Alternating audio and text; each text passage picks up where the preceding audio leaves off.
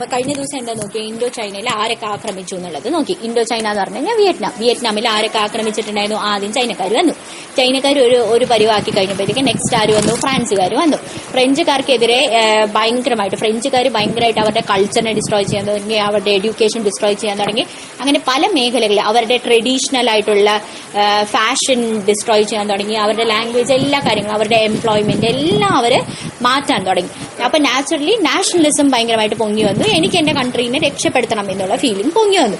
അപ്പൊ നാഷണലിസം തന്നെ ഈ പറയുന്നത് പോലെ നമ്മുടെ കൺട്രീനെ എങ്ങനെ രക്ഷപ്പെടുത്തും എന്ന് പറഞ്ഞു കഴിഞ്ഞാൽ പണ്ടത്തെ രീതിയിൽ പോണോ അല്ല വെസ്റ്റേൺ രീതിയിൽ പോണോ എന്നുള്ളത് ഒരു ക്വസ്റ്റ്യൻ. അപ്പൊ നമ്മൾ ഇന്ന് പഠിക്കാൻ പോകുന്നത് അതിനെ കുറിച്ചിട്ടാണ്. അപ്പൊ നമ്മൾ കഴിഞ്ഞ ക്ലാസ്സിൽ അവരുടെ റെസിസ്റ്റൻസിനെ കുറിച്ചും അവരെ എന്തൊക്കെ മാറ്റി ആൻഡ് അതിന്റെ റെസിസ്റ്റൻസ് എങ്ങനെയാണെന്ന് പഠിച്ചു. അപ്പൊ ഇന്നത്തെ ക്ലാസ്സിൽ എങ്ങനെയാണ് പഠിക്കാൻ പോകുന്നത്?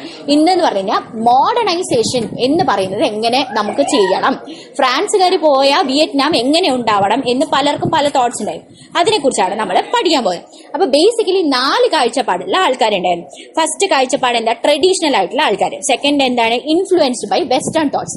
അപ്പൊ ഒരു സൈഡിൽ ട്രഡീഷണലി തന്നെ നമുക്ക് പോകണം, പണ്ടത്തെ പോലെ പോകണം എന്ന് പറയുന്ന ആൾക്കാർ. അടുത്ത സൈഡിൽ നമുക്ക് കുറെ വെസ്റ്റേൺ സൈഡിൽ നിന്ന് നമുക്ക് പഠിക്കാനുണ്ട്, വെസ്റ്റേൺ ആയിട്ട് എടുത്തു പോകണം, അല്ലാതെ ട്രഡീഷണൽ ആയിട്ട് പോയിട്ട് കാര്യമില്ല എന്ന് പറയുന്ന ആൾക്കാർ. മൂന്നാമത് ജപ്പാൻ തൊട്ടപ്പുറത്ത് കിടക്കാൻ.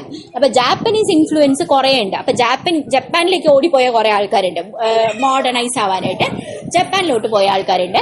അടുത്തത് ചൈനക്കാരുണ്ട്, ചൈനയും തൊട്ടപ്പുറത്ത് കിടക്കുന്നുണ്ട്. അപ്പൊ ചൈനക്കാരിൽ ഇൻഫ്ലുവൻസ് ആയ ആൾക്കാരുണ്ട്. അപ്പൊ 4 ഏതൊക്കെയായിരുന്നു? ട്രഡീഷണൽ, ഇൻഫ്ലുവൻസ് ബൈ വെസ്റ്റ്, അടുത്തത് ജപ്പാൻ ആൻഡ് ചൈന. ഓക്കെ, അപ്പൊ ട്രഡീഷണൽ എന്ന് പറയുന്നത്, ട്രഡീഷണൽ നമ്മൾ ഓൾറെഡി പറഞ്ഞു, വിയറ്റ്നാമിൽ ട്രഡീഷണൽ ആയിട്ട് പണ്ട് തൊട്ടേ ഉണ്ടായിരുന്ന എന്താ പറയാ റിലീജിയൻ എന്ന് പറയുന്നത് കൺഫ്യൂഷനിസം ആണ്. അപ്പൊ ട്രഡീഷണൽ ചിന്തകളൊക്കെ, കൺഫ്യൂഷനിസം ഈ ഫ്രഞ്ചുകാർ വന്നപ്പോഴത്തേക്കും കൺഫ്യൂഷനിസം ഒക്കെ അങ്ങ് എന്താ പറയാ ഇല്ലാണ്ടാവാൻ തുടങ്ങി. കാരണം ക്രിസ്ത്യാനിറ്റി കൂടി, മോഡേൺ ചിന്താഗതികളൊക്കെ കൂടി, അപ്പൊ ഈ കൺഫ്യൂഷനിസം ഇല്ലാണ്ടാവാൻ തുടങ്ങി. സോ അവരുടെ ഒരു സ്ഥാനം നഷ്ടപ്പെടുന്ന പോലെ ആയി. അപ്പൊ കൺഫ്യൂഷനിസം പ്രാക്ടീസ് ചെയ്തുകൊണ്ടിരുന്ന ആൾക്കാരാണ് മെയിൻലി ഈ ട്രഡീഷണൽ രീതിയിൽ മോഡേണൈസ് ആവണം. We should not leave the tradition in order to be modern എന്ന് പറയുന്ന വക്താക്കൾ ആയിട്ട് ഉണ്ടായിരുന്നത്. ഓക്കെ, അപ്പൊ എന്താ പറ്റിയ ഈ tradition was led by Confucianist scholar. അപ്പൊ അങ്ങനെ ഒരു സ്കോളറാണ് നമ്മുടെ ഫാൻ ബോയ് ചൗ. ആരാണ്? ഫാൻ ബോയ് ചൗ ഉണ്ടായിരുന്നു. അപ്പൊ ഫാൻ ബോയ് ചൗ ഫസ്റ്റ് തന്നെ പുള്ളിക്കാരൻ ഒരു സൊസൈറ്റി, നാച്ചുറലി ഒരാളാണെന്നുണ്ടെങ്കിൽ ഒരു ഓർഗനൈസേഷൻ ക്രിയേറ്റ് ചെയ്യും, which is revolutionary society. Okay, പുള്ളിക്കാരൻ ക്രിയേറ്റ് ചെയ്താണ് റെവല്യൂഷണറി സൊസൈറ്റി. അപ്പൊ പുള്ളിക്കാരൻ അല്ല അതിന്റെ ഹെഡ് ആയിട്ടുണ്ടായിരുന്നത്, പുള്ളിക്കാരൻ അതിന്റെ ഹെഡായിട്ട് പ്രിൻസ് കുവോങ് ഡേ എന്ന് പറയുന്ന ആളെയാണ് ഹെഡായിട്ട് അതിൽ വെച്ചിട്ടുണ്ടായിരുന്നു. അപ്പൊ ആരാണ്? ഫാൻ ബോയ് ചൗ ആണ് ക്രിയേറ്റ് ചെയ്തത്. അതിന്റെ ഹെഡായിട്ട് കുവോങ് ഡേ എന്ന് പറയുന്ന ഒരു പ്രിൻസ് കുവോങ് ഡേനെയാണ് അതിന്റെ ഹെഡായിട്ട് വെച്ചിട്ടുണ്ടായിരുന്നത്. അപ്പൊ ഈ പുള്ളിക്കാരൻ എന്തൊക്കെ ചെയ്തു എന്നാണ് നമ്മൾ അടുത്ത് നോക്കാം. ഏത് പുള്ളിക്കാരൻ? Phan Boi Chau. Phan Boi Chau എന്ത് ചിന്താഗതിക്കാരനായിരുന്നു? കൺഫ്യൂഷ്യസ് ആയിരുന്നു. പുള്ളിക്കാരൻ ട്രഡീഷണൽ ആയിട്ട് തന്നെ ട്രഡീഷണൽ സാധനങ്ങൾ മാറ്റാൻ പാടില്ല എന്ന് പറയുന്ന ആളായിരുന്നു. അപ്പൊ ഫസ്റ്റ് തന്നെ പുള്ളിക്കാരൻ ഒരു ആളെ കാണാൻ പോയി. ആരാണ്? ലിയാൻ ക്വിച്ചോ എന്ന് പറഞ്ഞിട്ടുള്ള ആളെ കാണാൻ പോയി. ലിയാൻ ക്വിച്ചോ. എന്താണ്? ലിയാൻ ക്വിച്ചോ എന്ന് പറയുന്ന ആള് ഭയങ്കര ഇൻഫ്ലുവൻഷ്യൽ ആണ്. അപ്പൊ തന്നെ ഈ പുള്ളിക്കാരനെ നമ്മുടെ ഫാൻ ബോയ് ചോവിനെ ഭയങ്കരമായിട്ട് ഇൻഫ്ലുവൻസ് ചെയ്തിട്ട് ആ ഇൻഫ്ലുവൻസിൽ നമ്മുടെ ഫാൻ ബോയ് ചോ അപ്പൊ തന്നെ പോയിട്ട് എന്ത് ചെയ്തു? ബുക്ക് എഴുതി. ഏത് ബുക്ക് എഴുതി? History of loss of Vietnam എന്ന് പറഞ്ഞിട്ട് ഒരു ബുക്ക് എഴുതി. അത് ആരുടെ ഇൻഫ്ലുവൻസിൽ എഴുതിയെന്ന് പറഞ്ഞാൽ ലിയാൻ ക്വിച്ചോന്റെ ഇൻഫ്ലുവൻസിൽ history of loss of Vietnam എന്ന് പറയുന്ന ഒരു ട്രാജഡി ബുക്കാണ് എഴുതിയത്. അതിൽ 2 കാര്യങ്ങളാണ് അവർ നോക്കിയത്. എന്ത് 2 കാര്യങ്ങൾ? ലോസ് ഓഫ് സോവറിനിറ്റി എന്ന് പറഞ്ഞാൽ വിയറ്റ്നാമിന് സ്വയം ആയിട്ടുള്ള അധികാരം. ലോസ് ഓഫ് സോവറിനിറ്റി എന്ന് പറഞ്ഞാൽ നമുക്ക് നമ്മളുടെ മുകളിലുള്ള അധികാരം അത് നഷ്ടപ്പെട്ടു. മാത്രമല്ല നമ്മളും വിയറ്റ്നാമുകാരും ചൈനക്കാരും തമ്മിൽ നല്ലൊരു ബന്ധമായിരുന്നു, നല്ലൊരു റിലേഷൻഷിപ്പ് ഉണ്ടായിരുന്നു, അത് പോയി. ഈ 2 ലോസസിനെ കുറിച്ച് പരിതപിച്ചുകൊണ്ട്, ലാമെന്റ് ചെയ്തുകൊണ്ടാണ് പുള്ളിക്കാരൻ ഈ ബുക്ക് എഴുതിയത്. അത് ഇഷ്ടംപോലെ ആൾക്കാർ വായിച്ചു. വിയറ്റ്നാമിലും ചൈനയിലും നിരത്തി പിടിച്ചിട്ട് ആൾക്കാർ വായിച്ചു. അപ്പൊ നമ്മുടെ ഫാൻ ബോയ് ചോവിന്റെ കഥ കഴിഞ്ഞു. ഇനി ഇപ്പോഴത്തേത് എന്താണ്? Influenced by west.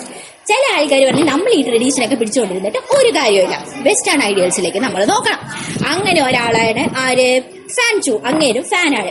മറ്റേത് ബി വെച്ച് സ്റ്റാർട്ട് ചെയ്തു. ഫാൻ കഴിഞ്ഞിട്ട് ബി വെച്ച് സ്റ്റാർട്ട് ചെയ്യുന്നതാണ് ട്രഡീഷൻ. അത് കഴിഞ്ഞ് ട്രഡീഷൻ കഴിഞ്ഞിട്ടല്ലേ വെസ്റ്റ് ഉള്ളൂ, ബി കഴിഞ്ഞിട്ടാണ് സി. അപ്പൊ ഇയാൾ എന്താണ്? Phan Chu Trinh. ഓക്കെ, ഫാൻ ചൂട്രിനാണ് വെസ്റ്റേൺ ഐഡിയൽസ് നോക്കണം എന്ന് പറയുന്നത്. അപ്പൊ പുള്ളിക്കാരൻ ഈ മൊണാർക്കിക്ക് ഇങ്ങ് വന്നിട്ട് ഭരിക്കുന്ന ഒന്നും ഒട്ടും ഇഷ്ടമല്ല. Monarchy opposite completely. മൊണാർക്കി വേണ്ട, നമുക്ക് ഡെമോക്രാറ്റിക് റിപ്പബ്ലിക് വേണം. ഡെമോക്രാറ്റിക് എന്ന് പറഞ്ഞാൽ ആൾക്കാർ തന്നെ തെരഞ്ഞെടുക്കണം. റിപ്പബ്ലിക് എന്ന് പറഞ്ഞാൽ കറക്റ്റ് ആയിട്ട് ഒരു കോൺസ്റ്റിറ്റ്യൂഷൻ ഉണ്ടാവണം, എങ്ങനെ ഭരിക്കണം എന്നൊരു തീരുമാനം ഉണ്ടാവണം. Okay, wanted democratic republic. പുള്ളിക്കാരൻ വെസ്റ്റേൺ ചിന്താഗതികൾ ഓഫ് എന്താണ് ലിബർട്ടി, എല്ലാവർക്കും ഒരേ ഈക്വാലിറ്റി വേണം, എല്ലാവർക്കും സ്വാതന്ത്ര്യം വേണം എന്നൊക്കെ പറയുന്ന ഘോര പ്രസംഗിക്കുന്ന നമ്മുടെ സംഭവങ്ങളൊക്കെ പുള്ളിക്കാരന് വലിയ താല്പര്യമാണ്. പുള്ളിക്കാരന് ഏറ്റവും ഇഷ്ടം എന്ന് പറഞ്ഞു കഴിഞ്ഞാൽ ഫ്രഞ്ച് ഐഡിയൽസ് ആണ്, French ideals of liberty. French റെവല്യൂഷനിലാണ് ലിബർട്ടി തുടങ്ങിയത്, പക്ഷെ ഫ്രഞ്ചുകാരാണ് ഇവരെ തന്നെ ഭരിക്കുന്നത്. അപ്പൊ അങ്ങനെ പറഞ്ഞു, നിങ്ങൾക്ക് കിടിൽ ഐഡിയൽസ് ഒക്കെ ഉണ്ട് മനുഷ്യരെ, പക്ഷെ ഇവിടെ വന്നിട്ട് ഇങ്ങനെ തോന്നിയാസം ചെയ്യുന്നത് നിങ്ങൾ തന്നെ നിങ്ങളുടെ ഐഡിയൽസിൽ സ്റ്റിക്ക് ഓൺ ചെയ്യുന്നില്ല, അത് ചെയ്തത് തീരെ മോശമായി പോയി എന്ന് പുള്ളിക്കാരൻ ഭയങ്കരമായിട്ട് ക്രിട്ടിസൈസ് ചെയ്യും ഫ്രഞ്ചുകാരെ. ആര്? Fan Chu Trinh. ഓക്കെ, ഫാൻ ചൂട്രിൻ ആണ് പറഞ്ഞത്. അപ്പൊ ഫാൻ ചൂട്രിന് മൊണാർക്കി ഇഷ്ടമല്ല, അങ്ങേർക്ക് ഡെമോക്രാറ്റിക് റിപ്പബ്ലിക് വേണം. മാത്രമല്ല അങ്ങേർക്ക് വെസ്റ്റേൺ ചിന്താഗതികളൊക്കെ ഭയങ്കര ഇഷ്ടമാണ്, ഓഫ് ലിബർട്ടി ഒക്കെ വലിയ ഇഷ്ടമാണ്, എസ്പെഷ്യലി ഫ്രഞ്ച് റെവല്യൂഷന്റെ ഐഡിയൽസ് ഒക്കെ ഭയങ്കര ഇഷ്ടമാണ്.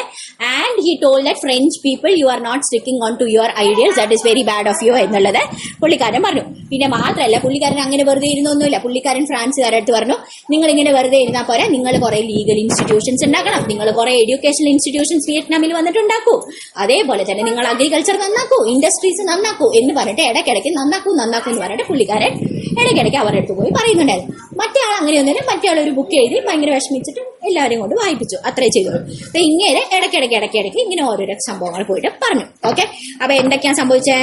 ഇനി നമുക്ക് രണ്ടെണ്ണം പഠിക്കാനുണ്ട്, ജപ്പാനീസ് ഇൻഫ്ലുവൻസും ചൈനീസ് ഇൻഫ്ലുവൻസും. അപ്പൊ വേറെ സംഭവം. അപ്പൊ ജപ്പാൻ എന്ന് പറയുന്നത് തൊട്ടപ്പുറത്ത് കിടക്കാണ്. അപ്പൊ ഈ ആൾക്കാരൊക്കെ, ഈ വിയറ്റ്നാമിലുള്ള ആൾക്കാരൊക്കെ ജപ്പാനിലോട്ട് നോക്കിയപ്പോഴേക്കും ജപ്പാൻ ഭയങ്കര ഇൻസ്പിറേഷണൽ ഒരു ഫിഗർ ആയിട്ട് മാറി.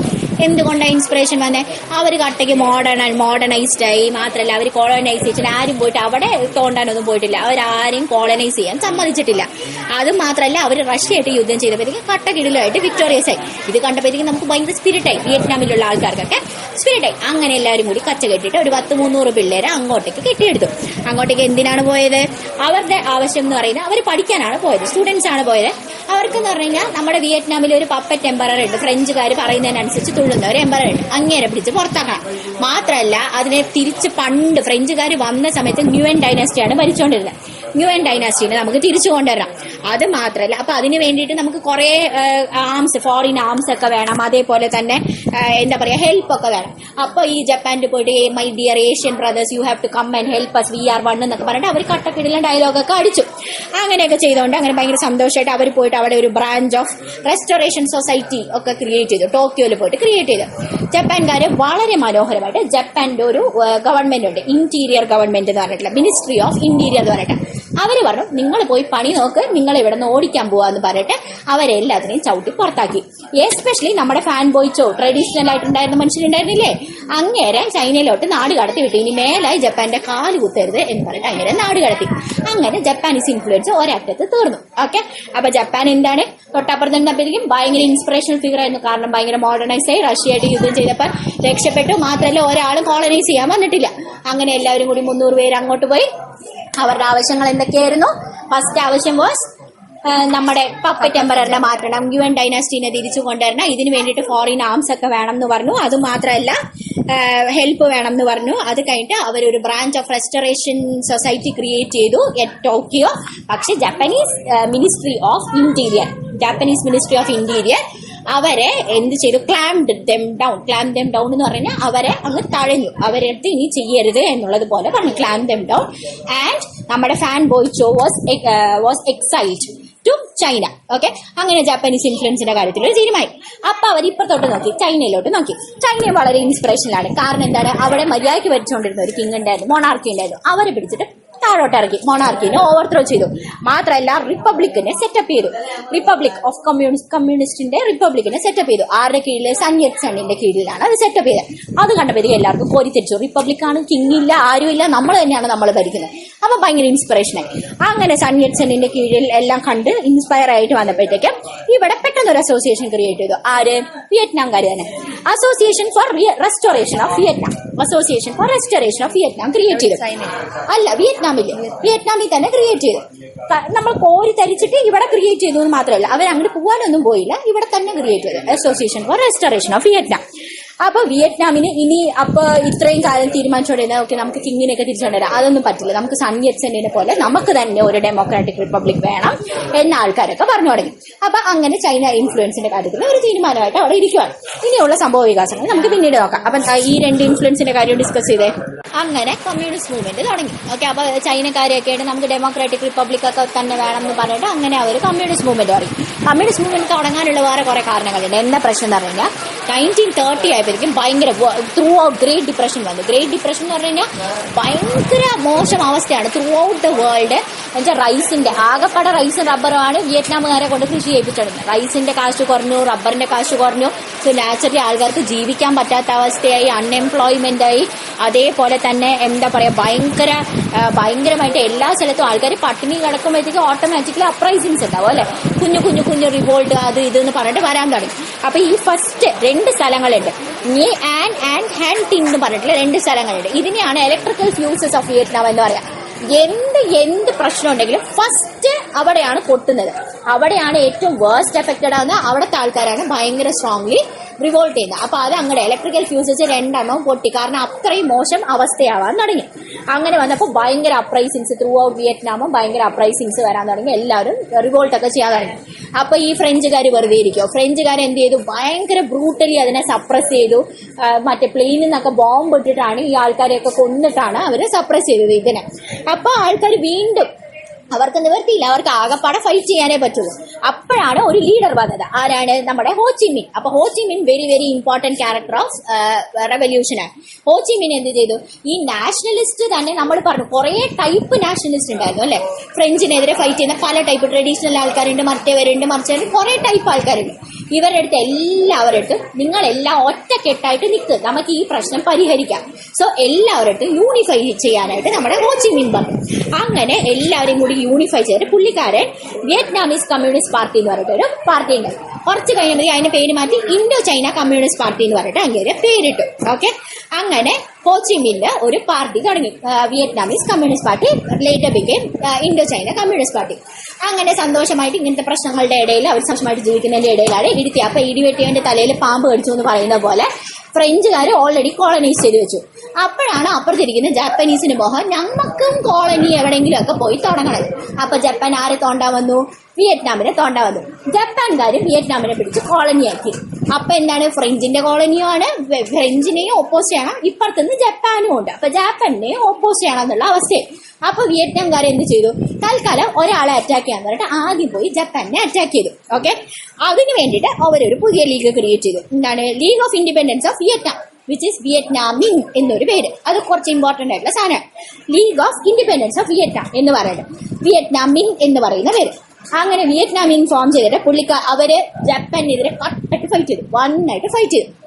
എന്നിട്ട് ഹനോയ് എന്ന് പറയുന്ന സിറ്റി അവർ റീഗെയിൻ ചെയ്തിട്ട് ജപ്പാനെ അവസാനം ഓടിച്ചിട്ട് ഒരു ഡെമോക്രാറ്റിക് റിപ്പബ്ലിക് വിയറ്റ്നാമിൽ ക്രിയേറ്റ് ചെയ്തു. ആരായിരുന്നു? ഓട്ടോമാറ്റിക്കലി ഹോച്ചിമിൻ ആണ് ലീഡർ. ഹോച്ചിമിനെ ചെയർമാൻ ആക്കി, ഡെമോക്രാറ്റിക് റിപ്പബ്ലിക്കിന്റെ വലിയ പുള്ളിയാക്കി ചെയർമാൻ ആക്കിയിട്ട് അങ്ങനെ സ്ഥിരീകരിച്ചു. അപ്പൊ അവരുടെ കഷ്ടകാലം തീർന്നു എന്ന് നമുക്ക് തോന്നും. വെറും തോന്നൽ മാത്രമാണ്. ഫ്രഞ്ചുകാരപ്പുറത്തില്ലേ? ഫ്രഞ്ചുകാര് തിരിച്ച് റീഗെയിൻ ചെയ്യാൻ തുടങ്ങി, കൺട്രോൾ റീഗെയിൻ ചെയ്യാനായിട്ട് നമ്മുടെ പപ്പറ്റ് എംപറർ ദാറ്റ് ഇസ് ബാവോഡയിനെ തിരിച്ചു വെക്കാം എന്ന് പറഞ്ഞിട്ട് തുടങ്ങി. അപ്പൊ ഫ്രഞ്ചുകാർ ഇപ്പുറത്തുനിന്ന് വീണ്ടും ചൊറിയാൻ തുടങ്ങി. തോണ്ടി അവസാനം എന്ത് സംഭവിച്ചേ? ഈ വിയറ്റ്നാമിൻ എന്ന് പറയുന്ന ആ ഒരു പാർട്ടിയില്ലേ, വിയറ്റ്നാമിൻ എന്ന് പറഞ്ഞാൽ league of independence of Vietnam, അതിന്റെയാണ് വിയറ്റ്നാമിൻ പാർട്ടി എന്ന് പറയുന്നത്. അത് നമ്മുടെ ജപ്പാൻകാർക്കെതിരെ ഫൈറ്റ് ചെയ്യാനായിട്ട് ഇവർ തുടങ്ങിയ സാധനമാണ്. അപ്പൊ വിയറ്റ്നാമിന്റെ ആൾക്കാരെ മുഴുവനെ എക്സൈൽ ചെയ്തിട്ട് അവരെയൊക്കെ ഓടിച്ചിട്ട് ഈ ഹിൽസിലേക്ക്, കുന്നുകളിലേക്ക് അവരെ ഒളിപ്പോരിന് വേണ്ടി അവരെ ഓടിച്ചു വിട്ടു, കുന്നുകളിലേക്ക് ഓടിച്ചു വിട്ടു. എന്നിട്ട് ഒരു ഭയങ്കര യുദ്ധം, 8 years ആ ഫൈറ്റ്. ആര്? ഫ്രഞ്ചുകാരും വിയറ്റ്നാമിൻ എന്ന് പറയുന്ന പാർട്ടി ആൾക്കാരാണ് പറയുന്നത്. വിയറ്റ്നാം അല്ല പറയുന്നത്, വിയറ്റ്നാമിൻ എന്ന് പറയുന്നത്. വിയറ്റ്നാമിന്റെ ആൾക്കാരും തമ്മിൽ 8 വർഷം യുദ്ധം നടന്നു. അപ്പൊ ഇതിലെ ഒരു 7ാമത്തെ വർഷമൊക്കെ ആയപ്പോഴത്തേക്കും നമ്മുടെ ഫ്രഞ്ചിന്റെ കമാൻഡർ ഉണ്ടായിരുന്നെ, ആ പുള്ളിക്കാരന്റെ പേരാണ് ഹെൻറി നവാരെ. പുള്ളിക്കാരൻ ഒരു ഡയലോഗ് അടിച്ചു, ഈ യുദ്ധമൊക്കെ ചീള് പോലെ ഇപ്പൊ തീരുന്നു പറഞ്ഞു. അതിന്റെ ഒരു 8 മാസം കഴിഞ്ഞപ്പോഴത്തേക്കും വിയറ്റ്നാമിന്റെ ആൾക്കാർ പടയായിട്ട് വന്നിട്ട് 16,000 സോൾജേഴ്സിനെ എടുത്തോണ്ട് പോയി, അവിടുത്തെ മൊത്തം കമാൻഡേഴ്സിനെ എടുത്തോണ്ട് പോയി, അവിടുത്തെ മൊത്തം 1,700 ഓഫീസേഴ്സിനെ മൊത്തമായും ചില്ലറയായും കൊണ്ടുപോയി. അങ്ങനെ ഫ്രഞ്ചുകാർ തോറ്റു. ഓക്കെ, അങ്ങനെ ഫ്രഞ്ചുകാർ തോറ്റപ്പോൾ നാച്ചുറലി ഡിഫീറ്റഡ് ആയപ്പോൾ അതിനെ കുറിച്ച് വീണ്ടും അവർ ഡിസ്കസ് ചെയ്യാൻ നമ്മൾ എപ്പോഴും എവിടെ പോകും? പീസ് ആണോ ജനീവയിൽ പോകും. ഓക്കെ, ഏത് പീസ് കോൺഫറൻസും ജനീവയിൽ വെച്ചിട്ടാണ്. അപ്പൊ ജനീവയിൽ വെച്ചിട്ട് പീസ് കോൺഫറൻസിൽ ഫ്രഞ്ചുകാർ പറഞ്ഞു വിയറ്റ്നാമിനെ 2 കഷ്ണാക്കണം. വിയറ്റ്നാം എന്ന് പറഞ്ഞാൽ മൊത്തത്തിൽ ഒരു പഴത്തിന്റെ പാവയ്ക്കയുടെ ഷേപ്പാണല്ലോ. ആ പാവയ്ക്കനെ 2 കഷ്ണാക്കണം. നോർത്ത് വിയറ്റ്നാമും സൗത്ത് വിയറ്റ്നാം. നോർത്ത് കമ്മ്യൂണിസ്റ്റുകാരെടുത്തോ, ഹോച്ചിമിന്നും കമ്മ്യൂണിസ്റ്റുകാരും കൂടി നോർത്ത് എടുത്തോ. സൗത്ത് നമ്മുടെ പപ്പറ്റ് എംപറർ ആയിട്ടുള്ള ബാവോഡേന് അവിടെ സ്ഥിരീകരിക്കപ്പെട്ടു. ബാവോഡേനിന് സൗത്ത് കൊടുത്തു. അങ്ങനെ പപ്പറ്റ് എംപററാണ്, ഫ്രഞ്ചാണ് അൾട്ടിമേറ്റ്ലി കൺട്രോൾ ചെയ്യുന്നത്. അപ്പൊ എന്തൊക്കെയാണ് ഇവിടെ വരെ സംഭവിച്ചത് ഒന്നുകൂടി പറയാം. ആദ്യം ഡിപ്രഷൻ വന്നപ്പോഴേക്ക് 2 ഇലക്ട്രിക്കൽ ഫ്യൂസസ് ഉണ്ട്, വിച്ച് ഇസ് മേ ആൻഡ് ഹാൻഡെയിൻ. അത് 2 പൊട്ടുക എന്ന് പറഞ്ഞു കഴിഞ്ഞാൽ കട്ട അൺഎംപ്ലോയ്മെന്റ്, കട്ട വന്നായിട്ട് പ്രൈസ് എല്ലാം ഭയങ്കരമായിട്ട് ഫെൽ ഡൗൺ ചെയ്തു. അപ്പൊ ആൾക്കാർക്ക് ഒരു നിവർത്തിയില്ല. അങ്ങനെ അപ്രൈസിങ് വന്നു. ഫ്രഞ്ചുകാർ അപ്രൈസിങ് ഇല്ലാണ്ടാക്കി, ബോംബിംഗ് ഒക്കെ വെച്ചിട്ട് അപ്രൈസിങ് ഇല്ലാണ്ടാക്കി. അപ്പൊ ഹോച്ചിമിൻ എന്ന് പറഞ്ഞിട്ട് ഒരു ലീഡർ വന്നു. എല്ലാ നാഷണലിസ്റ്റിനായിട്ട് ഒറ്റക്കെട്ടായിട്ട് നമുക്ക് ഫൈറ്റ് ചെയ്യണം എന്നുള്ളത് പുള്ളിക്കാരൻ യോജിപ്പിച്ചു. എന്നിട്ട് പുള്ളിക്കാരൻ Vietnamese communist party, which was later renamed as Indo-China party എന്ന് പറഞ്ഞിട്ട് പുള്ളിക്കാരൻ ക്രിയേറ്റ് ചെയ്തു. അങ്ങനെ ഇരിക്കുമ്പോഴാണ് ജപ്പാൻകാര് കോളനി ക്രിയേറ്റ് ചെയ്യാനായിട്ട് ഇങ്ങോട്ട് വന്നത്. അപ്പൊ ഫ്രഞ്ചുകാരും ഉണ്ട്, ജപ്പാൻകാരും ഉണ്ട്. അങ്ങനെ ഒരു പുതിയ വേറൊരു സംഭവം, ഒരു league of independence of Vietnam, which is Viet Minh എന്ന് പറഞ്ഞിട്ട് ഒരു സാധനം ക്രിയേറ്റ് ചെയ്തു. അങ്ങനെ ജപ്പാനെ കഷ്ടപ്പെട്ടിട്ട് അവര് ഫൈറ്റ് ചെയ്തിട്ട് അവര് ഹാനോയ് തിരിച്ചു പിടിച്ചു. ആൻഡ് ഡെമോക്രാറ്റിക് റിപ്പബ്ലിക് അണ്ടർ നമ്മുടെ ഹോച്ചിമിൻ വാസ് എസ്റ്റാബ്ലിഷ്. അത് കഴിഞ്ഞപ്പോഴത്തേക്കും French try to regain the control. French എന്ത് ചെയ്തു?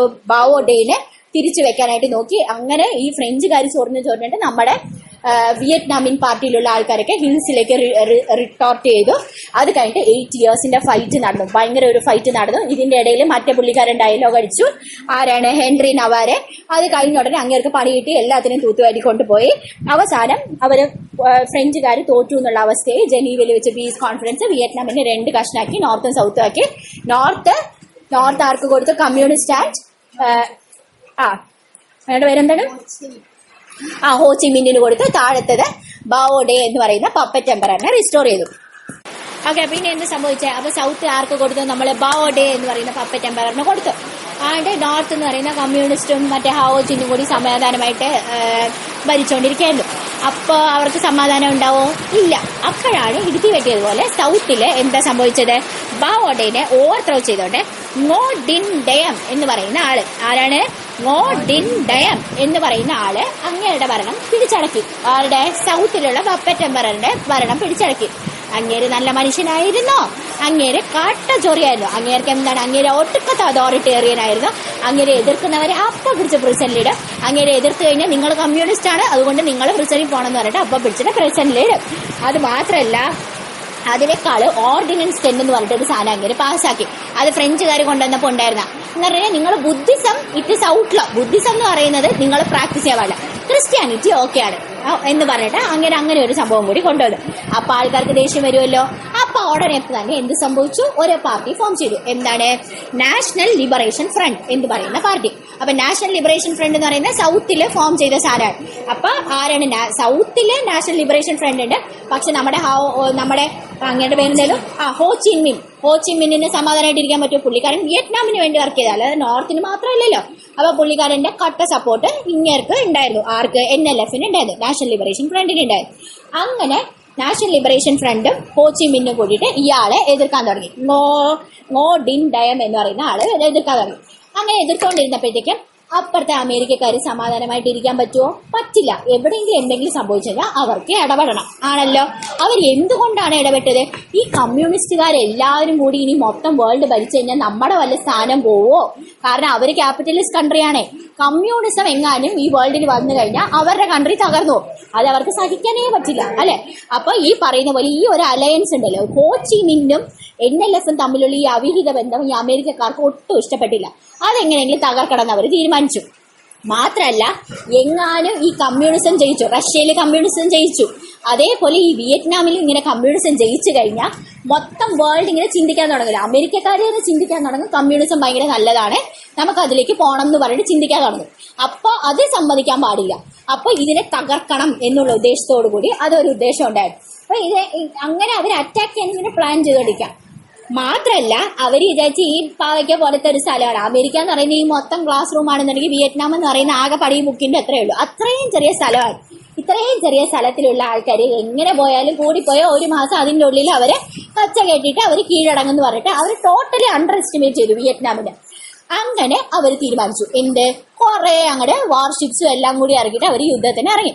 അപ്പൊ US-കാരെന്ന് പറഞ്ഞാൽ കട്ട ടെക്നിക്കലി അഡ്വാൻസ്ഡ് ആണ്. അവർ യുദ്ധം ചെയ്തപ്പോഴത്തേക്ക് ഒടുക്കത്തെ എയർക്രാഫ്റ്റ്, ഭയങ്കര അഡ്വാൻസ് ടെക്നോളജി, ഹെവി വെപ്പൺ, കുറെ കെമിക്കൽ വെപ്പൺസ്, അവർ നാപ്പാം അങ്ങനത്തെ എന്തോ ഒരു ഓറഞ്ച്, ഏജന്റ് ഓറഞ്ച്, അത് കണ്ടിട്ട് മൊത്തം ഫോറസ്റ്റിൽ അങ്ങ് തെളിക്കും. Full agriculture ലാൻഡിൽ തെളിക്കും. അപ്പോൾ എല്ലാ മരങ്ങളും അങ്ങ് വാടിപ്പോവും. അതേപോലെ സിവിലിയൻസിനെ കൊന്നു കളഞ്ഞു. അതേപോലെ ബോംബേഴ്സ്, അങ്ങനെ കുറെ സാധനം വെച്ചിട്ടാണ് അവർ കയറി യുദ്ധം ചെയ്തത്. ഓൾമോസ്റ്റ് എത്ര പേരുണ്ടായിരുന്നു എന്നറിയാം? US സോൾജേഴ്സിന് 34 ലക്ഷം ആൾക്കാരാണ്, സോൾജേഴ്സാണ് ഇവിടെ വന്നിട്ട് യുദ്ധം ചെയ്തത്. എന്നിട്ട് അവർ ടോട്ടലി പ്രതീക്ഷിക്കാത്ത രീതിയിൽ വിയറ്റ്നാംകാരെ തിരിച്ചടിച്ചു. ഓക്കെ, അവര് വിയറ്റ്നാം എന്ന് പറയുന്നത് they are mood with their nationalism. അവർക്ക് ബാക്കിയുള്ളവർ ജയിക്കണം എന്നല്ല, എനിക്ക് എന്റെ രാജ്യം തിരിച്ചു പിടിക്കണം എന്നുള്ളതാണ്. ആൻഡ് ഈ ഒരു നാഷണലിസം കാരണം അവർക്ക് ഇത്രയും സ്ട്രോങ് ആയിട്ട് തിരിച്ച് പിടിച്ചു നിൽക്കാൻ പറ്റുന്നുള്ളത് US-കാര് സ്വപ്നത്തിൽ പോലും വിചാരിച്ചില്ല. One of the greatest mistakes that US has done ആണ് വിയറ്റ്നാം വാർ എന്ന് പറയുന്നത്, even though they won't agree to it. Okay, അപ്പൊ എങ്ങനെയൊക്കെ US-കാരെ എഫക്ട് ആയെന്ന് പറഞ്ഞു കഴിഞ്ഞാൽ, ഫസ്റ്റ് US സോൾജേഴ്സിന് 34 ലക്ഷം പേരില് ഓൾമോസ്റ്റ് 47,000 പേര് മരിച്ചു. ബാക്കി ഏതാണ്ട് 30 ലക്ഷം പേർക്കും ഒടുക്കത്തെ ഇഞ്ചുറി ആയിരുന്നു. എന്ന് പറഞ്ഞാൽ മൊത്തത്തിൽ എല്ലാവർക്കും ഇഞ്ചുറി ആയിരുന്നു എന്നുള്ളത് ചുരുക്കം. ഓക്കെ, 30 ലക്ഷം പേരും ഭയങ്കര സീരിയസ്ലി വൂണ്ടഡ് ആയിട്ടാണ് ഉണ്ടായിരുന്നത്. അത് മാത്രമല്ല US-ന്റെ ഉള്ളിൽ അവർ സപ്പോർട്ട് കിട്ടുന്ന വിചാരിച്ചു. ഇത് മാത്രമല്ല, US-കാർ ഇങ്ങോട്ട് വന്നപ്പോഴത്തേക്കും അവർ വിചാരിച്ചു നിങ്ങളുടെ രാജ്യത്തിനെ രക്ഷിക്കാനാണ്, കമ്മ്യൂണിസ്റ്റിൽ നിന്ന് രക്ഷിക്കാനാണ് ഞങ്ങൾ വന്നേ, വിയറ്റ്നാമെ ആൾക്കാരെ ഞങ്ങളെ സപ്പോർട്ട് ചെയ്യും, ഞങ്ങൾ രക്ഷിക്കാന്ന് പറഞ്ഞിട്ടാണ് അവർ വന്നത്. അപ്പൊ വിയറ്റ്നാംകാർ സപ്പോർട്ട് ചെയ്യുന്ന വിചാരിച്ചു, അവരൊട്ട് സപ്പോർട്ട് ചെയ്തതുമില്ല. നിങ്ങളുടെ പണി നോക്കിയാൽ മതി, ഞങ്ങളുടെ കാര്യം നോക്കിക്കോളാന്ന് അവർ പറഞ്ഞു. അപ്പൊ അവരൊട്ട് സപ്പോർട്ട് ചെയ്തതുമില്ല. അത് മാത്രമല്ല, US-ന്റെ ഉള്ളിൽ എന്തായിരുന്നു, US-ന്റെ ഉള്ളില് ഇത്രയും ആദ്യം കുറച്ച് ദിവസം ഫൈറ്റ് ചെയ്യാൻ പോയാൽ കുഴപ്പമില്ല, ഇത് ഒരു തരത്തിലും ജയിക്കാൻ പറ്റില്ല. US-ന് ഇത്രയും ടെക്നോളജി ഉണ്ടായിട്ട് ജയിക്കാൻ പറ്റില്ല. പിന്നെ എന്തിനാ നിങ്ങൾ ഇങ്ങനെ ഒട്ടും ജയിക്കാൻ പറ്റാത്ത ഒരു യുദ്ധം ചെയ്തുകൊണ്ടേ ഇരിക്കണം, എന്തിനാ, വൈ ഡോണ്ട് യു സ്റ്റോപ്പ് ഇട്ട് എന്നുള്ളത് US-ന്റെ ഉള്ളിൽ ക്രിറ്റിസിസം വരാൻ തുടങ്ങി. പിന്നെ മാത്രമല്ല, 30 ലക്ഷം സോൾജേഴ്സ് ഓൾറെഡി പോയി. അപ്പൊ ഇനി റിക്രൂട്ട് ചെയ്തുകൊണ്ടേയിരിക്കുകയാണ് യൂത്തിനെ. നമ്മുടെ വീട്ടിൽ നിന്ന് ഒരു പയ്യനുണ്ട്, ആ പയ്യനെ ഫോഴ്സ്ഫുള്ളി മിലിറ്ററിയിൽ നിങ്ങൾ വിയറ്റ്നാമിൽ പോയി യുദ്ധം ചെയ്തേ പറ്റുള്ളൂ എന്ന് പറഞ്ഞു കഴിഞ്ഞാൽ ആൾക്കാർക്ക് ദേഷ്യം വരുമോ ഇല്ലയോ? അതിലെന്താ ട്വിസ്റ്റ് എന്ന് പറഞ്ഞു കഴിഞ്ഞാൽ, യൂണിവേഴ്സിറ്റി ഗ്രാജുവേറ്റ്സ് ആണെങ്കിൽ നിങ്ങൾക്ക് എക്സംഷൻ ഉണ്ട്. യൂണിവേഴ്സിറ്റി പോകുന്നതേ കാശുള്ള ആൾക്കാരാണ്. അപ്പൊ കാശില്ലാത്ത ആൾക്കാരുടെ വീട്ടിൽ നിന്ന് മാത്രമല്ല മിലിറ്ററിയിലേക്ക് വിടുന്നത്. അപ്പൊ ആൾക്കാർ വെറുതെ ഇരിക്കും. സോ നാച്ചുറലി ഭയങ്കര ക്രിറ്റിസിസംസ് എല്ലാം വരാൻ തുടങ്ങി US-ന്റെ ഉള്ളിൽ തന്നെ. അപ്പൊ അതിൽ തന്നെ ഈ ആൾക്കാർ ഇങ്ങനെ സോഷ്യലി പ്രതികരിക്കുന്നത് ഫിലിംസിലൂടെയൊക്കെ പ്രതികരിക്കാൻ തുടങ്ങി. ഇത് രണ്ട് രീതിയിലും ഉണ്ട്. സപ്പോർട്ട് ചെയ്യുന്ന ഫിലിംസും ഉണ്ടായിരുന്നു, ഓപ്പോസ് ചെയ്യുന്ന ഫിലിംസും ഉണ്ടായിരുന്നു. സപ്പോർട്ട് ചെയ്യുന്ന ഫിലിം എന്ന് പറഞ്ഞു കഴിഞ്ഞാൽ ജോൺ വെയിൻ എന്ന് പറഞ്ഞിട്ടുള്ള ഒരു ഡയറക്ടർ, അങ്ങയുടെ ഗ്രീൻ ബെററ്റ് എന്ന് പറഞ്ഞിട്ടുള്ള സിനിമ. അതിലെങ്ങനെയാന്ന് പറഞ്ഞാൽ, എന്താ പറയാ, യുവാക്കളെ നിങ്ങളെല്ലാവരും മുന്നോട്ട് വരും, നമ്മുടെ രാജ്യത്തിന്റെ ഐഡിയലിന് വേണ്ടിയിട്ട് മരിക്കാൻ റെഡി ആയിരിക്കണം, you should be proud to die for your country എന്നുള്ളത് മോട്ടിവേറ്റ് ചെയ്യുന്ന രീതിയിലുള്ള സിനിമയായിരുന്നു ഗ്രീൻ ബെററ്റ് എന്ന് പറയുന്നത്. ആരുടെ? ജോൺ വെയിനിന്റെ ഗ്രീൻ ബെററ്റ് എന്ന് പറയുന്ന സിനിമ. അതേസമയം ഒപ്പോസ് ചെയ്യുന്നത് ആരാ? അതും വേറൊരു ജോൺ ആണ്, ജോൺ ഫോർഡ്. ഓക്കെ, ജോൺ ഫോർഡിന്റെ അപ്പോകാലിപ്സ് നൗ എന്ന് പറയുന്ന സിനിമ. അപ്പോകാലിപ്സ് നൗവിൽ എങ്ങനെയാന്ന് പറഞ്ഞു കഴിഞ്ഞാൽ, ഈ വാർ ക്രിയേറ്റ് ചെയ്യുന്ന ഒരു മോറൽ കൺഫ്യൂഷൻ ഉണ്ടല്ലോ, എന്തിനു വേണ്ടിയിട്ടാണ് നിങ്ങൾ യുദ്ധം ചെയ്യുന്നത്, ഈ യുദ്ധം ചെയ്തിട്ട് ആർക്കാണ് പ്രയോജനം എന്നുള്ളൊരു മോറൽ കൺഫ്യൂഷൻ ഉണ്ടല്ലോ, അതിനെ പ്രതിപാദിപ്പിക്കുന്ന ഒരു സിനിമയായിരുന്നു ഈ അപ്പോകാലിപ്സ് നൗ എന്ന് പറയും. അപ്പൊ നമ്മൾ എന്തൊക്കെയാണ് ഇതിൽ പറഞ്ഞത്? ഫസ്റ്റ് വൺ നമ്മൾ ബാവോ ഡേ ഉണ്ടായിരുന്നു. അത് കഴിഞ്ഞപ്പോഴത്തേക്കും ഉടനെ തന്നെ ഗോഡിൻ അങ്ങേര് വന്നിട്ട് ഇയാളെ ഓവർകം ചെയ്തു. ആരാണ്? ഗോഡിൻ ഡയം എന്ന് പറയുന്ന ആള് വന്നിട്ട് ഓവർത്രോ ചെയ്തു. അപ്പൊ അതിനെ എതിർക്കാൻ വേണ്ടിയിട്ട് NLF ഉണ്ടായി, നാഷണൽ ലിബറേഷൻ ഫ്രണ്ട് ഉണ്ട്, അതിനെ ഹോ ചി മിൻ സപ്പോർട്ട് ചെയ്തു എന്ന് പറഞ്ഞു. അപ്പൊ ഇവര് രണ്ടുപേരും അസോസിയേഷൻ വന്നപ്പോഴത്തേക്കും അമേരിക്കക്കാർക്ക് ഇരിക്കപ്പുറത്തില്ല. അമേരിക്കക്കാര് വല്ല ഡോമിനോ എഫക്ട്, അതായത് കമ്മ്യൂണിസ്റ്റുകാർ ജയിച്ചിരുന്ന മൊത്തം വേൾഡ് ഇനി കമ്മ്യൂണിസത്തിലോട്ട് തിരിയോ, നമുക്ക് എങ്ങനെയെങ്കിലും ഇതിനെ എതിർക്കണം എന്ന് പറഞ്ഞു. മാത്രമല്ല, ഇതൊരു പീക്കിരി കൺട്രി അല്ലേ എന്ന് പറഞ്ഞിട്ട് അവരെ ഭയങ്കരമായിട്ട് അണ്ടർ എസ്റ്റിമേറ്റ് ചെയ്തിട്ട് അവർ യുദ്ധത്തിന് വന്നു. യുദ്ധത്തിന് വന്നപ്പോഴത്തേക്കും 34 ലക്ഷം പേരാണ് യുദ്ധത്തിന് പാർട്ടിസിപ്പേറ്റ് ചെയ്തത്. യുദ്ധം വെറുതെ ഒന്നല്ല, കട്ട് അഡ്വാൻസ് ടെക്നോളജി വെച്ചിട്ടാണ് അവരെ ഫൈറ്റ് ചെയ്തത്. One weapons, heavy weapons, tanks, powerful bombers ഒക്കെ ഉണ്ടായിരുന്നു. Chemical weapons like napalm and agent orange പോലത്തെ കെമിക്കൽ വെപ്പൺസ് ഉണ്ടായിരുന്നു.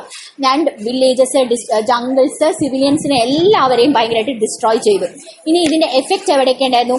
സോൾജേഴ്സിന്റെ പുറത്തുള്ള എഫക്ട്, US ഉള്ളിലുള്ള എഫക്ട്, ഫിലിംസിലുള്ള എഫക്ട്, അങ്ങനെ 3ആയിട്ടാണ് ഉള്ളത്. സോൾജേഴ്സിന്റെ എഫക്ട് 34 ലക്ഷം പേരിൽ 30 ലക്ഷം പേര് ഇൻജോർഡ്, 10, 47, 50,000 പേര് മരിച്ചു. ഓക്കെ. അതേപോലെ വിത്തിൻ US എന്താണ് ക്രിറ്റിസിസംസ്, ഈ ജയിക്കാൻ പറ്റാത്ത യുദ്ധം നിങ്ങൾ എന്തിനാണ് ചെയ്യാൻ പോണേ എന്നുള്ളത് ഒരു ക്വസ്റ്റ്യൻ വന്നു. രണ്ടാമത്തേത് യൂത്തിനെ ഭയങ്കര ഫോഴ്സ്ഫുള്ളി റിക്രൂട്ട് ചെയ്തുകൊണ്ട് പോയപ്പോഴത്തേക്ക് ആൾക്കാർക്ക് എല്ലാവർക്കും ഭയങ്കരമായിട്ട് ദേഷ്യം വന്നു. എസ്പെഷ്യലി യൂണിവേഴ്സിറ്റി ഗ്രാജുവേറ്റ്സ് ആണെങ്കിൽ എക്സംഷൻ കൊടുത്തു. അതായത് മൈനോറിറ്റീസും പാവപ്പെട്ടവരെയും മാത്രമാണ് ഫോഴ്സ്ഫുള്ളി മിലിറ്ററിയിലേക്ക് അയക്കുന്നതെന്നുള്ള അവസ്ഥയുണ്ട്. അങ്ങനെ കുറെ ഫിലിംസ് ഇതിനെയൊക്കെ സപ്പോർട്ട് ചെയ്തുകൊണ്ട് ഒപ്പോസ് ചെയ്തുകൊണ്ട് വന്നു. സപ്പോർട്ട് ചെയ്ത സിനിമ ജോൺ വെയിനിന്റെ Green Beret, motivating people to die for your country. And oppose ചെയ്യുന്നത് ജോൺ ഫോർഡിന്റെ അപ്പോകാലിപ്സ് നൗ എന്ന് പറയുന്നത് moral confusion which is created by വാറിനെ പ്രതിപാദിക്കുന്ന സിനിമയായിരുന്നു അത്. ഓക്കെ. അപ്പൊ അടുത്തത് ഈ വിയറ്റ്നാംകാർ എങ്ങനെയാണ് റിയാക്ട്, അതിന്റെ ഒരു കൊച്ചു എക്സാമ്പിൾ ആണ് അവർ പറയുന്നത്. അവർ വിയറ്റ്നാമിന്റെ ഒരു ഗുണം എന്ന് പറയുന്നത് ഇത്രയും വലിയ കൺട്രി അറ്റാക്ക് ചെയ്യാൻ വന്നിട്ട് കുറച്ച് റിസോഴ്സസേ വിയറ്റ്നാമിന്റെ കയ്യിലുള്ളൂ. പക്ഷെ അവരത് മാക്സിമം പ്രയോജനപ്പെടുത്തി എന്നുള്ളതാണ് അവരുടെ ഒരു അവർ വിജയിക്കാനുള്ള കാരണം. ഓക്കെ. അതിന്റെ എക്സാമ്പിൾ ആയിട്ടാണ് അവർ ഹോച്ചി മിൻ ട്രെയിൽ എന്ന് പറയുന്ന ഒരു വഴിയുടെ കാര്യം പറഞ്ഞിരിക്കുന്നത്. വെറും ഒരു വഴിയുടെ കാര്യമാണ് പറഞ്ഞിരിക്കുന്നത്. അപ്പൊ ഈ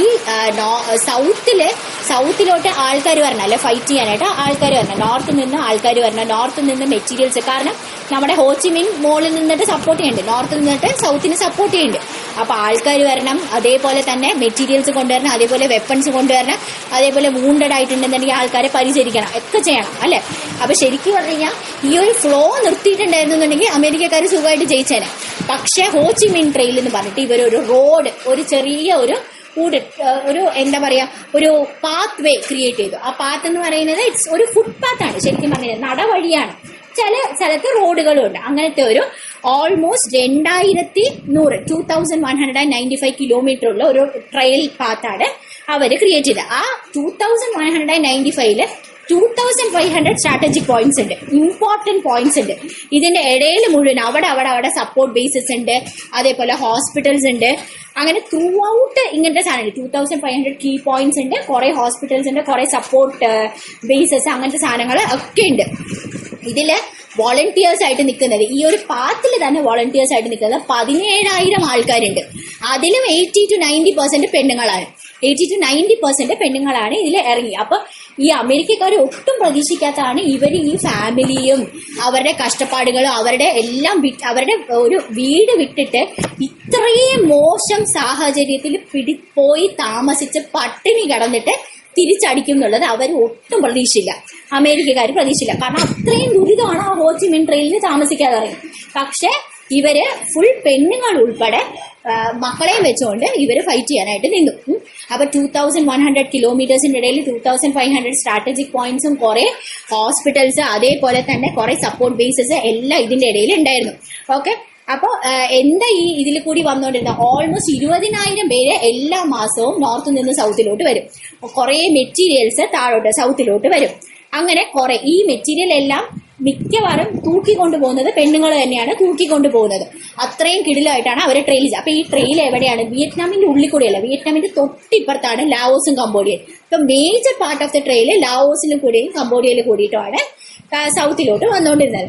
അപ്പൊ US മാക്സിമം ബോംബിട്ട് തകർക്കാൻ ശ്രമിച്ചു ഈ ട്രെയിലിനെ. പക്ഷെ ഒരു സ്ഥലത്ത് ബോംബിട്ട അപ്പൊ തന്നെ എല്ലാവരും കൂടിയിട്ട് ആ സാധനം ശരിയാക്കും.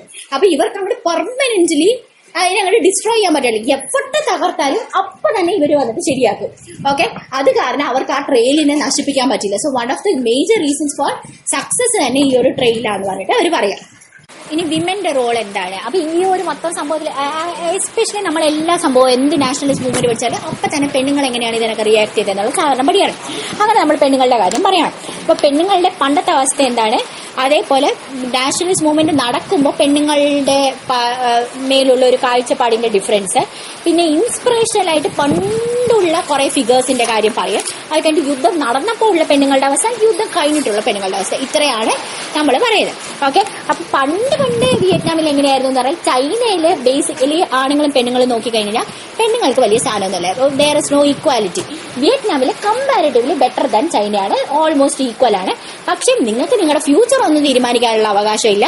മാത്രമല്ല പബ്ലിക് ലൈഫിൽ വലിയ റോളൊന്നുമില്ല. വീട്ടിന്റെ ഉള്ളിൽ ഓൾമോസ്റ്റ് ഈക്വൽ ആണ് എന്ന് മാത്രമേ ഉള്ളൂ. ഓക്കെ, അതേസമയം നാഷണലിസ്റ്റ് മൂവ്മെന്റ് വന്നപ്പോഴേക്കും മൊത്തം ഒരു വിമനെ കുറിച്ചുള്ള കാഴ്ചപ്പാടുകളൊക്കെ മാറാൻ തുടങ്ങി.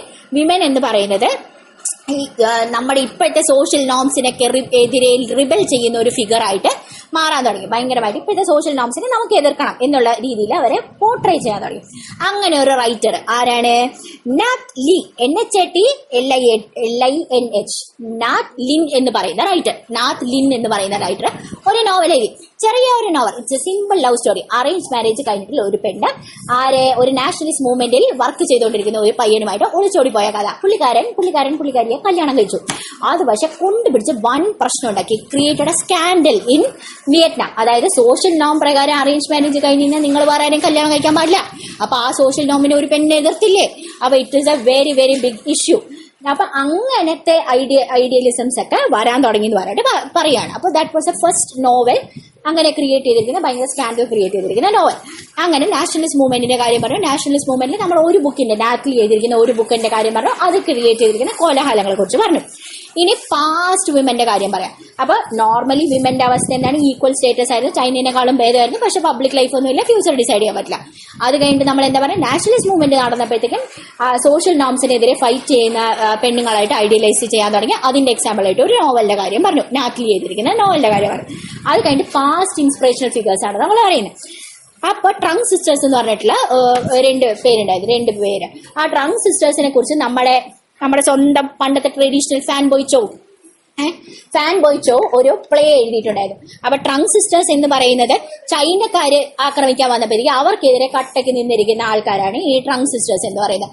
30,000 പേരെയും കൊണ്ട് ചൈനയ്ക്കെതിരെ ഘോര 2 വർഷം പൊരുതി അവസാനം ചൈനക്കാർ കീഴടക്കാൻ വന്നപ്പോഴത്തേക്കും അങ്ങനെ ഞങ്ങളെ ബാക്കിയുള്ള എനിമീസ് കൊണ്ടുപോകണ്ടെന്ന് പറഞ്ഞിട്ട് ആത്മഹത്യ ചെയ്ത ആൾക്കാരാണ് ട്രങ്ക് സിസ്റ്റേഴ്സ്. അപ്പൊ ഭയങ്കര ഇൻസ്പിറേഷണൽ ഫിഗേഴ്സ് ആക്കിയിട്ട് അവരെ പ്ലേ ക്രിയേറ്റ്. ഈ ഒരു പ്ലേ വന്നതിൽ പിന്നെ ട്രങ്ക് സിസ്റ്റേഴ്സിനെ ഭയങ്കരമായിട്ട് എല്ലാവരും അങ്ങനെ ഹൈപ്പ് കൊടുക്കാൻ തുടങ്ങി മൊത്തത്തിൽ. അപ്പൊ അവരുടെ പെയിന്റിങ്സ് വരാൻ തുടങ്ങി, അതേപോലെ തന്നെ പ്ലേസ്, നോവൽസ് എല്ലാം അവരെ കുറിച്ചിട്ട് വരാൻ തുടങ്ങി എന്ന് പറഞ്ഞിട്ട് പറയാം. അങ്ങനെ ട്രങ്ക് സിസ്റ്റേഴ്സിന്റെ കാര്യം കഴിഞ്ഞു. അടുത്തത് ട്രിയോ എന്ന് പറയില്ല, TRIEU. അടുത്ത ഒരാൾ. ഓക്കെ, പുള്ളിക്കാരി ഒരു ഓർഫനാണ്. പുള്ളിക്കാരിയുടെ ചെറുപ്പത്തിൽ തന്നെ അച്ഛനും അമ്മയൊക്കെ മരിച്ചുപോയി. പുള്ളിക്കാരി അനിയന്റെ കൂടെ അങ്ങനെ ജംഗിളിലേക്ക് പോയി, ഫോറസ്റ്റിൽ പോയി അങ്ങനെ ജനിച്ചു വളർന്ന സംഭവമാണ്. പക്ഷെ പുള്ളിക്കാരി വലുതായപ്പോഴത്തേക്കും കുറേ ആൾക്കാർ, ഹൺഡ്രഡ്സ് ഓഫ് ആൾക്കാർ, ഒരു വലിയ ലാർജ് ആർമി ഓർഗനൈസ് ചെയ്തിട്ട് ചൈനക്കാർക്കെതിരെ യുദ്ധം ചെയ്യാനായിട്ട് ഇറങ്ങി പുറപ്പെട്ട ആളാണ്. അവസാനം പക്ഷെ ഷീ ഡ്രൗണ്ട് ആൻഡ് ഡൈ, മുങ്ങി മരിച്ച ആളാണ്. പക്ഷെ പുള്ളിക്കാരിയുടെ ഈ ഒരു ഇൻസ്പിറേഷൻ ആൻഡ് നാഷണലിസം കാരണം പുള്ളിക്കാരിനെ ഭയങ്കര സേക്രഡ് ആയിട്ടാണ്, ദൈവത്തിന് തുല്യമായിട്ടാണ് എല്ലാവരും കണ്ടുകൊണ്ടിരുന്നത്. അപ്പൊ നമ്മൾ എന്തൊക്കെ പറഞ്ഞു, ഒരു ഇപ്പോഴത്തെ പെണ്ണുങ്ങളുടെ അവസ്ഥ ഓൾമോസ്റ്റ് ഈക്വൽ ആണ്, പക്ഷെ വലിയ പ്രയോജനമൊന്നുമില്ല, പബ്ലിക് ലൈഫ് ഇല്ല. നാഷണലിസ്റ്റ് മൂവ്മെന്റിന്റെ സമയത്ത് നമ്മുടെ പുള്ളിക്കാരൻ എഴുതിയിരിക്കുന്ന നോവലിന്റെ കാര്യം പറഞ്ഞു. അത് കഴിഞ്ഞിട്ട് പാസ്റ്റ് വിമൻ 2 പേര്, ഫാൻ ബോയ് ചോ എഴുതിയിരിക്കുന്ന ഒരു പ്ലേയിലെ ട്രങ്ക് സിസ്റ്റേഴ്സ്. അത് കഴിഞ്ഞിട്ട് ട്രൈയോ എന്ന് പറയുന്ന ഓർഫൻ ആയിട്ടുള്ള പുള്ളിക്കാരി ചൈനയ്ക്കെതിരെ ഫൈറ്റ് ചെയ്തത്, ജംഗിളിൽ പോയിട്ട് വലിയ ആർമി ക്രിയേറ്റ് ചെയ്ത് ഫൈറ്റ് ചെയ്തത് നമ്മൾ പറഞ്ഞു. ഇനി ഡ്യൂറിംഗ് ഫൈറ്റ്, ആഫ്റ്റർ ഫൈറ്റ് ആണ് അടുത്ത പഠിക്കാൻ. ഡ്യൂറിംഗ് ഫൈറ്റ് എന്താണ്? പെണ്ണുങ്ങൾ ആവശ്യമുണ്ട്, മാക്സിമം റിക്രൂട്ട് ചെയ്യണം. അപ്പൊ ഫോട്ടോഗ്രാഫ്സ് ഒക്കെ എങ്ങനെ വന്നു എന്ന് പറഞ്ഞാൽ, ഒരു കയ്യിൽ തോക്കും ഒരു കയ്യിൽ ഹാമർ വേണ്ടിയിട്ടുള്ള പെണ്ണുങ്ങളാണ് വന്നോണ്ടിരുന്നത്. അതായത് പെണ്ണുങ്ങൾ എന്ന് പറയുന്നത് വർക്കും ചെയ്യും, കൂട്ടത്തിൽ വെടിയും വെക്കും, യുദ്ധവും ചെയ്യും. അങ്ങനത്തെ പെണ്ണുങ്ങളാണ് മൊത്തത്തിൽ വന്നുകൊണ്ടിരിക്കുന്നത്. അപ്പൊ എന്താണ്, women as warriors and workers. അപ്പൊ ഈ പെണ്ണുങ്ങളിലൊക്കെ ഹൈപ്പ് കൊടുക്കാൻ തുടങ്ങി, ആൾക്കാർ ജോയിൻ ചെയ്യണമല്ലോ. അപ്പൊ മാർക്കറ്റ് ചെയ്യാൻ വേണ്ടിയിട്ട് ഞാൻ എത്ര സന്തോഷവതിയാണ്, ഞാൻ മിലിറ്ററിയിൽ വന്നു, എനിക്ക് എന്റെ ധർമ്മം ചെയ്യാൻ പറ്റുന്നുണ്ട്, I am very happy that I join in military. അങ്ങനത്തെ മാർക്കറ്റിംഗ് ഒക്കെ അങ്ങനെയൊക്കെ പെണ്ണുങ്ങൾ പറയുന്നത് പോലെ മാഗസിൻസിലൊക്കെ വരാൻ തുടങ്ങി. മാത്രമല്ല പെണ്ണുങ്ങളുടെ ഹീറോയിസത്തിനെ കുറിച്ചൊക്കെ സ്റ്റോറീസ് ഒക്കെ മാഗസിനിൽ വരാൻ തുടങ്ങി. അതിന്റെ ഒരു എക്സാമ്പിൾ എന്ന് പറഞ്ഞു കഴിഞ്ഞാൽ ന്യൂൻ തീക് സ്വാൻ എന്ന് പറയുന്ന പെണ്ണ്, ആ ഒരു പെണ്ണ് ഭയങ്കര കിടിലാണ്. വെറും ഒരു കണ്ണുകൊണ്ട് 20 വെടിയുണ്ട ഉതിർത്തിട്ട് അവരൊരു മറ്റേ വാർ പ്ലെയിൻ താഴോട്ടിട്ടു എന്നൊക്കെ പറഞ്ഞിട്ട് ഭയങ്കര ഹീറോയിസ്റ്റിക് ആയിട്ടുള്ള കഥകളൊക്കെ ഭയങ്കരമായിട്ട് വരാൻ തുടങ്ങി പെണ്ണുങ്ങളെ കുറിച്ച്. അപ്പൊ മൊത്തത്തില് പെണ്ണുങ്ങളെ വാരിയേഴ്സ് ആൻഡ് വർക്കേഴ്സ് ആയിട്ട് പോർട്രേറ്റ് ചെയ്യാനാണ് ആ ഫൈറ്റിങ്ങിന്റെ സമയത്ത് നടന്നുകൊണ്ടിരുന്നത്. സോ ബേസിക്കലി എന്തൊക്കെയാണ് ഫൈറ്റിങ്ങിന്റെ സമയത്ത് നടന്നത്? Photographs of women as warriors and workers were coming out. Moreover happiness, പെണ്ണുങ്ങൾ ഹാപ്പിയാണ് that they are joining in the army എന്നുള്ളത് പുറത്ത് വരാൻ തുടങ്ങി. അത് മാത്രമല്ല സ്റ്റോറീസ് ഓൺ ഹീറോയിസം പുറത്തേക്ക് വരാൻ തുടങ്ങി. അതിന്റെ ഒരു എക്സാമ്പിൾ യുവൻ ടി സുവാൻ എന്ന് പറയുന്ന പുള്ളിക്കാരിയുടെ എക്സാമ്പിൾ, 20 വെടിയുണ്ട കൊണ്ട് മറ്റേ പ്ലെയിനിനെ തകർത്തിട്ട ആ കഥയൊക്കെ പുറത്തേക്ക് വരാൻ തുടങ്ങി. അതേപോലെ ഫോട്ടോസ് എല്ലാം മറ്റേ ഗണ്ണും ഹാമറും വെച്ചിട്ട് നിൽക്കുന്ന പോലെ വരാൻ തുടങ്ങി. അപ്പൊ എന്താ, പെണ്ണുങ്ങൾ കട്ടയ്ക്ക് റെസ്പോണ്ട് ചെയ്തു. പെണ്ണുങ്ങൾ ഇതൊക്കെ കാണുമ്പോഴേക്കും വെറുതെ ഇരിക്കുമോ? ഇല്ല. ഓൾമോസ്റ്റ് 1.5 മില്യൺ ആൾക്കാരാണ് ഈ ആർമിയിൽ പല രീതിയിലും ജോയിൻ ചെയ്ത്. സാധനങ്ങൾ കൊണ്ടുപോകാനാണെങ്കിലും, അതേപോലെ ആർമിയിൽ സോൾജേഴ്സ് ആയിട്ടാണെങ്കിലും, അതേപോലെ നേഴ്സ് ചെയ്യാനും, വൂണ്ടഡ് ആയിട്ടുള്ള ആൾക്കാരെ നേഴ്സ് ചെയ്യാനൊക്കെ ആയിട്ട് 1.5 മില്യൺ പെണ്ണുങ്ങളാണ് മൊത്തത്തിൽ ഈ വാറിൽ ഇൻവോൾവ് ആയിട്ടുള്ളതെന്ന് പറഞ്ഞിട്ട് പറയാം. അപ്പൊ എന്തിനു വേണ്ടിയിട്ട് അവർ വന്ന് they joined army in large numbers. എന്തിനൊക്കെ വേണ്ടിയിട്ട്? In order to nurse the wounded people. അതേപോലെ തന്നെ ഈ ടണൽസ് ഒക്കെ ഇല്ലേ, അണ്ടർഗ്രൗണ്ട് ടണൽസ് എല്ലാം കൺസ്ട്രക്ട് ചെയ്യാൻ, അതേപോലെ തന്നെ ഈ ബോംബുകൾ ഡിഫ്യൂസ് ചെയ്യാൻ വേണ്ടിയിട്ട്, അതേപോലെ കാർഗോ ക്യാരി ചെയ്യാനായിട്ട്, ലോഡ് ക്യാരി ചെയ്യാനായിട്ട്. ആക്ച്വലി വിമൻ എങ്ങനെയാണ് റെസ്പോണ്ട് ചെയ്തത്? ഹ്യൂജ് നമ്പേഴ്സിൽ ആർമിയിൽ ജോയിൻ ചെയ്ത്. എന്തിനൊക്കെ വേണ്ടിയിട്ട്? In order to nurse the wounded, in order to construct tunnels, also in order to fight the enemy, in order to എന്താ പറയാ എയർ സ്ട്രിപ്സ് എന്ന് പറഞ്ഞു കഴിഞ്ഞാൽ എയർക്രാഫ്റ്റ് വന്നിറങ്ങുന്ന സ്ഥലം അത് ബിൽഡ് ചെയ്യണം. അതേപോലെ ബോംബ് ഡിഫ്യൂസ് ചെയ്യാനും, അതേപോലെ in order to carry large cargoes, അതിനൊക്കെ വേണ്ടിയിട്ട് വിമൻ ജോയിൻ ചെയ്തു എന്ന് പറഞ്ഞിട്ട് പറയാം. അത് കഴിഞ്ഞിട്ട് വാറൊക്കെ കഴിഞ്ഞപ്പോഴത്തേക്കും പീസ് ടൈമിൽ എന്താണ്, പിന്നെയും ഫോട്ടോ വന്നു. എന്താണ്? ഹാമർ മാത്രം വെച്ചുകൊണ്ടിരിക്കുന്ന പെണ്ണുങ്ങൾ. അപ്പൊ ഗണ്ണില്ല, നിങ്ങൾ വർക്കേഴ്സ് മാത്രമായിട്ട് തിരിച്ച് working in agriculture and factories, അങ്ങനത്തെ പെണ്ണുങ്ങളായിട്ട് തിരിച്ച് വീണ്ടും സമാധാനപരമായിട്ട് ജീവിക്കാൻ തുടങ്ങി. Okay, no more warriors. അങ്ങനെയാണ് പെണ്ണുങ്ങളുടെ അവസ്ഥ. ഇതെല്ലാം കഴിഞ്ഞിട്ട് യുദ്ധം കഴിയുന്ന ഒരു കഥയും കൂടി